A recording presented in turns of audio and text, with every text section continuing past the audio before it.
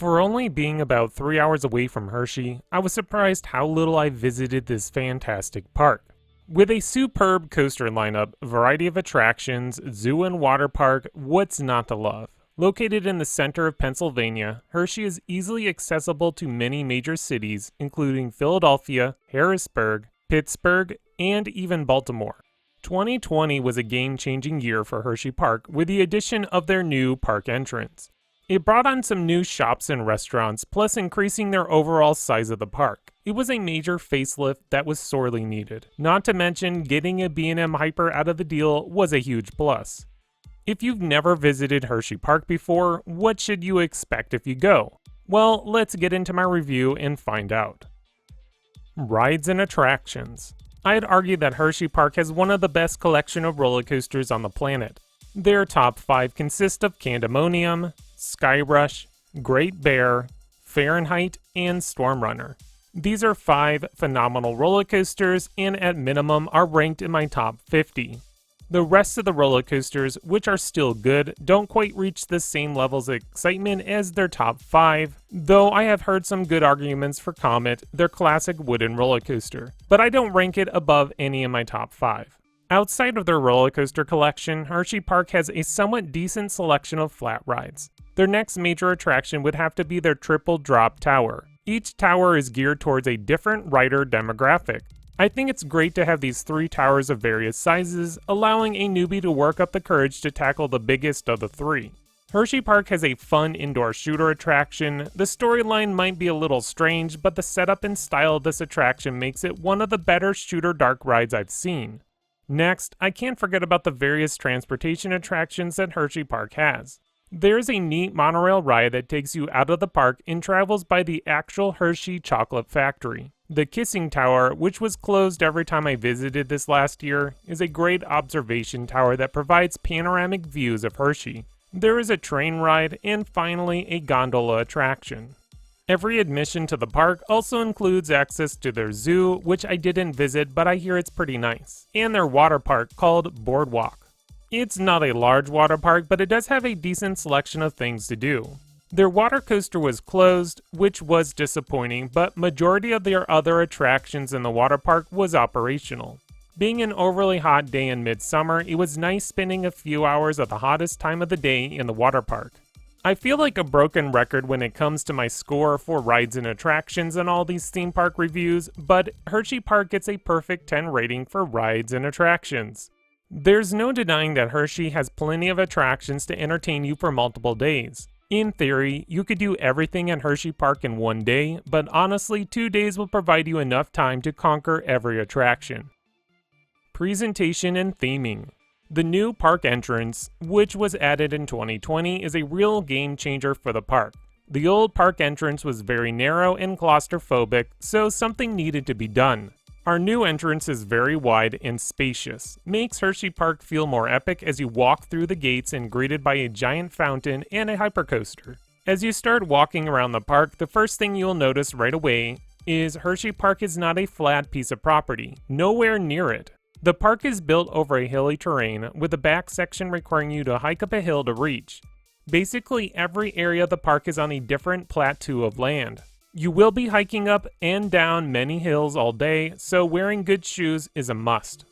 Because of the uneven terrain, the park layout is very puzzling. It's clear that the additions were added wherever they could, and in some cases, not taking into consideration future expansions. The water park is located in the back center of the park, and you will have to walk through this area to reach some of the attractions. This portion of Hersheypark seems to be the most quiet, as I think some don't realize the park continues on past the water park. Now, I might get a little flack for this next statement, but I'm going to say it anyways. Hersheypark isn't the prettiest park out there. Besides a few select sections of the park, mostly the entrance, it feels more like a Six Flags park with a lack of flowers, gardens, etc. Unlike a Cedar Fair park, which does a better job of making the place look a little bit more beautiful.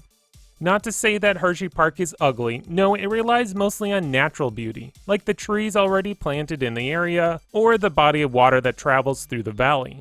There are definitely flowers and whatnot planted about, but nothing that stands out. With that said, I wouldn't say it's a huge ding against the park, but just to temper your expectations. This isn't a Busch Gardens. Now, to the theming aspect, Hersheypark has a couple themed attractions. They have their indoor spinning coaster, which is themed to a funhouse, and their dark ride shooter. Both are decent quality, and I'd place them above Six Flags level. Hersheypark may present itself as a theme park, but in reality, it's an amusement park at heart. So, if anything to take away about presentation, make sure to wear comfortable shoes and grab a park map if you've never been here before. The park entrance really enhances the whole look of the place, so presentation and theming gets a score of 8.5. Park value. When it comes to admission price, I'd say Hersheypark is somewhat in that competitive range. They're not a bargain park, though they will offer some discounted tickets.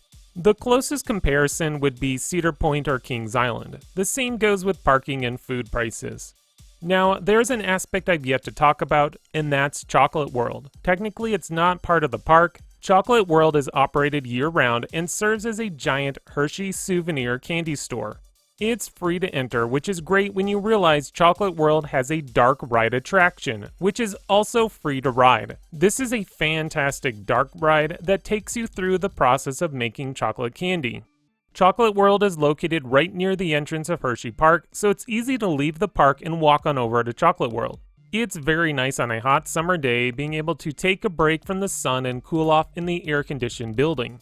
So, back to park value. When you look at everything that is included in your daily ticket, the park, water park, zoo, and access to Chocolate World, I'd say that their park ticket, which ranges between like $45 and $70, is a reasonable price.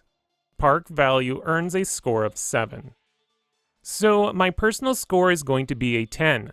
My rating is mostly based off of the roller coaster lineup. I could care less about the zoo or even some of their flat rides, but what I really do care about is the roller coasters. At least 4 out of their 14 roller coasters are ranked in my top 25, which is pretty impressive feat when considering I've been on 250 different roller coasters.